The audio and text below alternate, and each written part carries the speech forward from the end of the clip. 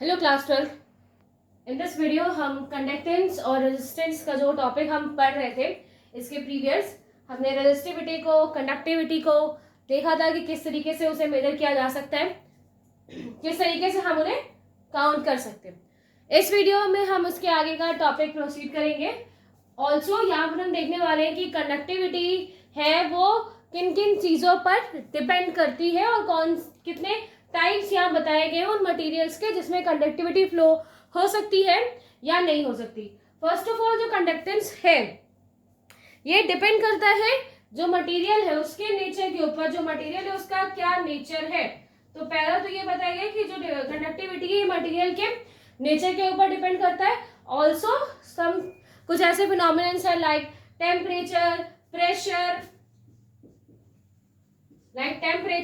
और प्रेशर जो उसके ऊपर क्या डालते हैं, एक इम्पैक्ट डालते हैं, एक अपना इफेक्ट डालते हैं जिसकी वजह से कंडक्टिविटी में चेंज आता है। कंडक्टिविटी कुछ ऐसे मटेरियल्स हैं जिनकी कंडक्टिविटी बहुत ज्यादा होती है, कुछ ऐसे मटेरियल्स हैं जिनकी कंडक्टिविटी कम होती है। सो उनके रिगार्डिंग यहाँ पर आपको कंडक्टिविटी के सेंस से बताया गया। सो ऐसे मटेरियल्स जो जिसमें कंडक्टेंस का गुण होता है, जो कंडक्टिविटी को शो करते हैं, they are called conductors.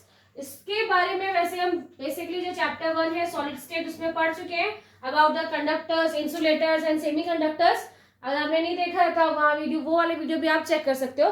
Conductors क्या होते हैं, जो अलाउ करते हैं, उनके थ्रू हम कंडक्टिविटी को फ्लो करवा सकते हैं, जो इलेक्ट्रिसिटी और हीट को पास होने देते हैं अपने थ्रू, उन्हें हम क्या बोलते हैं, कंडक्टर्स।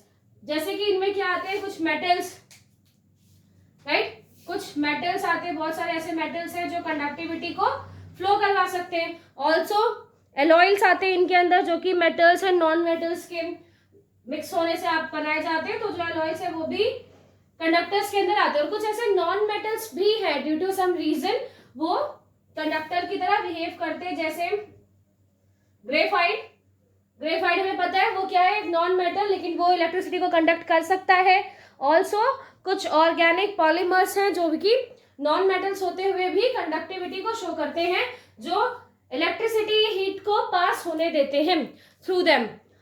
इंसुलेटर्स क्या होते हैं, जो इलेक्ट्रिसिटी को बिल्कुल भी कंडक्ट नहीं होने देते, इलेक्ट्रिसिटी को या हीट को फ्लो होने नहीं देते खुद से, या अगर होते भी है तो बहुत लेस अमाउंट में, और बेसिकली जो अमाउंट होता है वो नेग्लिजिबल होता है, काउंटेबल वो होगा ही नहीं। तो इंसुलेटर्स वो होते हैं जो इलेक्ट्रिसिटी को या फिर जो चार्जेस है उन्हें वो पास नहीं करते। ओके, जैसे यहाँ पे कुछ एग्जांपल दिया है, ग्लास, टेफ्लॉन, ये सब एग्जांपल्स हैं जो कि इंसुलेटर्स की तरह वर्क करते हैं। Also we have some materials जिनकी कंडक्टिविटी इंसुलेटर से ज्यादा होती है, जिनकी कंडक्टिविटी इंसुलेटर से तो ज्यादा होती है लेकिन कंडक्टर से कम होती है।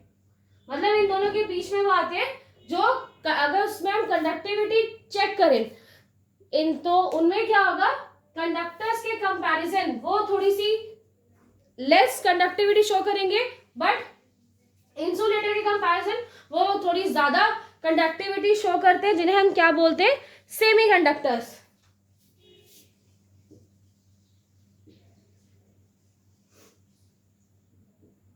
जिन्हें क्या बोलते हैं, semi conductors. Also first chapter solid state में हम सेमी कंडक्टर्स के बारे में एन टाइप, पी टाइप सब कुछ पढ़कर आए हुए हैं, आप वहां से भी एक बार देख सकते हो।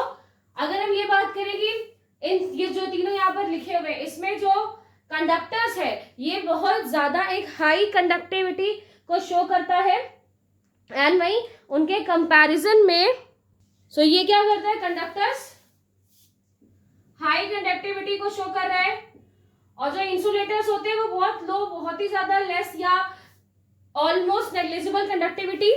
और सेमी कंडक्टर्स क्या होते हैं, वो इनके बीच में आते हैं, दैट मीन्स एक मीडियम टाइप ऑफ, इंसुलेटर से वो ज्यादा कंडक्ट कर सकते हैं बट कंडक्टर से कम, तो उन्हें हम क्या बोलते हैं, सेमी कंडक्टर्स बोला जाता है। बट कुछ ऐसे भी हमारे पास मटेरियल्स हैं जिन्हें हम सुपर कंडक्टर्स बोलते हैं। They are called it superconductors, उन्हें हम सुपर कंडक्टर्स बोलते हैं, जिसका मतलब क्या होता है, इनमें जो रेजिस्टेंस है बिकॉज अगर रेजिस्टेंस नहीं होगा तो कंडक्टिविटी और ज्यादा अच्छे तरीके से फ्लो हो पाती है. So in this case in super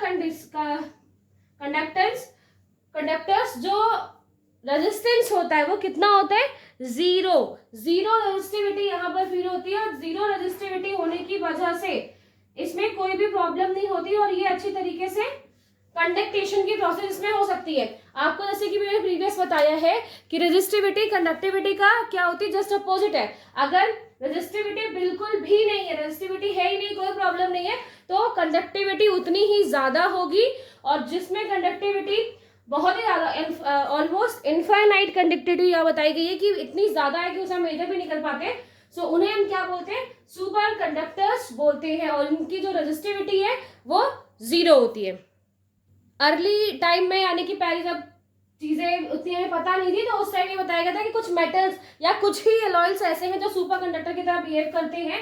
but आगे और हमें पता चला कि सम ऑर्गेनिक ऑक्साइड्स है, कुछ ऑक्साइड्स होते हैं या कुछ क्रेमिक मटेरियल्स हैं जो कि सुपर कंडक्टर की तरह वर्क करते हैं, जिनकी जो रेजिस्टिविटी है वो जीरो होती है और एक हाई टेम्परेचर के ऊपर मैक्सिमम इनफाइनाइट कंडक्टिविटी वो शो कर सकते हैं.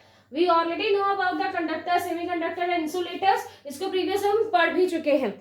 नेक्स्ट यहाँ पे बताया गया जो कंडक्टेंस है वो उसके कुछ टाइप बताए गए बेसिकली. फर्स्ट इज मेटालिक और इलेक्ट्रॉनिक कंडेंस. सो यहाँ पर क्या है यहाँ पे जो बताया जा रहा है कि जब हमारे पास मेटल्स हैं, वी हैव प्रॉपर मेटल्स, और मेटल्स में इलेक्ट्रिसिटी फ्लो कर रहे हैं या मेटल्स में जो इलेक्ट्रिकल कंडेंसेशन होता है, फ्लो ऑफ इलेक्ट्रॉन्स है, जिसकी वजह से मेटल्स के अंदर जो कंडक्टिविटी जनरेट होती है उसे ही हम मेटालिक और इलेक्ट्रॉनिक कंडेंस बोलते हैं. यहाँ पे बेसिकली जो कंडक्टिविटी है वो किसकी वजह से होती है, फ्री इलेक्ट्रॉन्स की वजह से. बिकॉज क्या होते हैं, जो मेटालिक होते हैं, मेटल्स है, उनमें क्या मौजूद होता है, फ्री इलेक्ट्रॉन्स. और फ्री इलेक्ट्रॉन्स होने की वजह से इनमें कंडक्टिविटी फ्लो करती रहती है. ऑल्सो ये किसी भी स्टेज में, मतलब ये सॉलिड है या मॉल्टेन स्टेज में होते हैं, लिक्विड है, उनमें कंडक्टिविटी फ्लो होती रहती है. तो फर्स्ट तो रीजन क्या होता है मेटालिक और इलेक्ट्रॉनिक कंडेंसर का, कि इसमें क्या होते हैं, फ्री इलेक्ट्रॉन्स. सॉरी.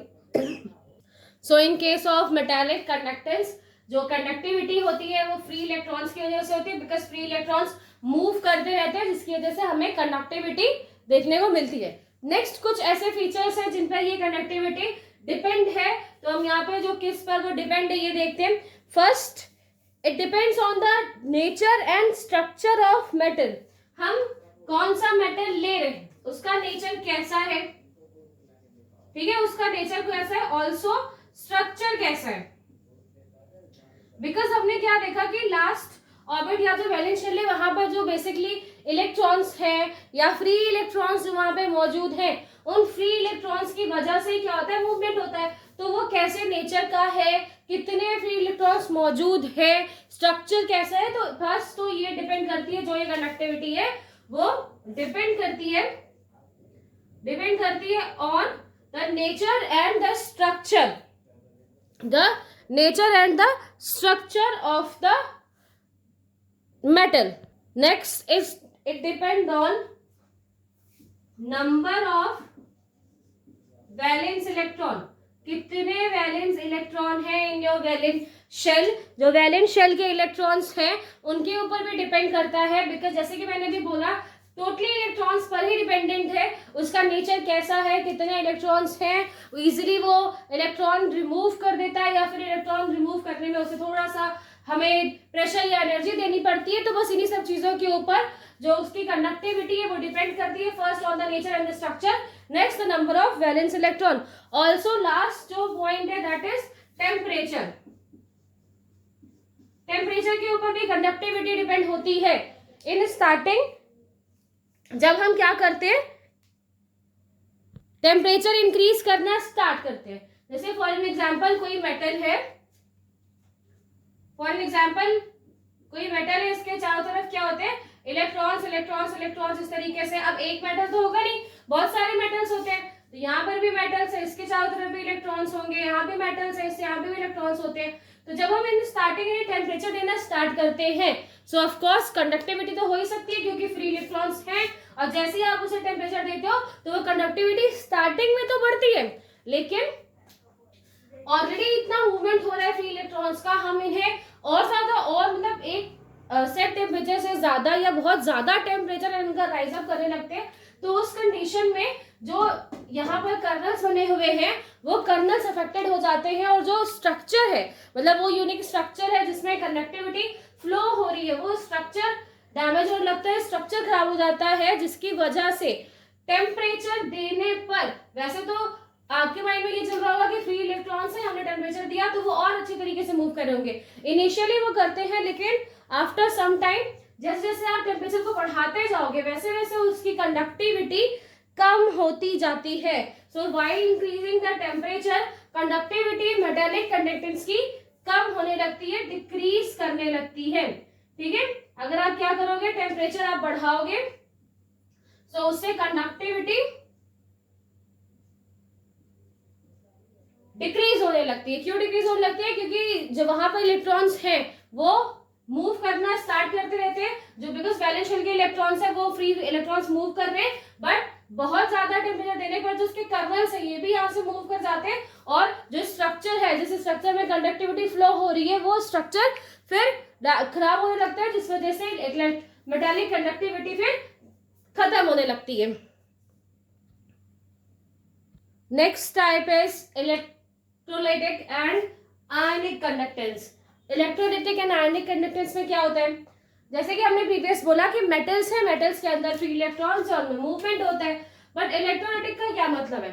अगर हम प्योर वाटर की बात करें, so pure water that means H2O, जब प्योर वाटर है और इसमें क्या होता है, इसमें H and OH, H plus and OH minus के फॉर्म में यहाँ पर मौजूद है, लेकिन अभी वो क्या है, अभी वो वाटर के अंदर है, वाटर एक मिक्स एक प्योर फॉर्म में अभी वाटर है, सो वो बहुत लेस, ये कैसा है, प्योर फॉर्म में। प्योर फॉर्म में जब वाटर होता है तो वहां पर कोई भी सब सल्यूट कुछ भी वहां पे एक्स्ट्रा मौजूद नहीं है, एक प्योर फॉर्म में है, तो उस टाइम जो इसकी कंडक्टिविटी होती है वो बहुत ही ज्यादा लो होती है। व्हाई? बिकॉज ये प्योर फॉर्म में है एंड H2O मॉलिक्यूल्स वहां पर रहते हैं, और H2O मॉलिक्यूल्स आपस में डिसोसिएट नहीं हो रहे, अगर डिसोसिएट नहीं होंगे तो वो आयंस में, जो कि H plus and OH minus है, उसमें कन्वर्ट नहीं होंगे, और अगर वो आयंस में कन्वर्ट नहीं है, चार्जेस में कन्वर्ट नहीं, क्योंकि बेसिकली आयंस के ऊपर ये कंडक्टिविटी डिपेंड करती है, आयंस नहीं होंगे तो कंडक्टिविटी फ्लो भी नहीं करेगी।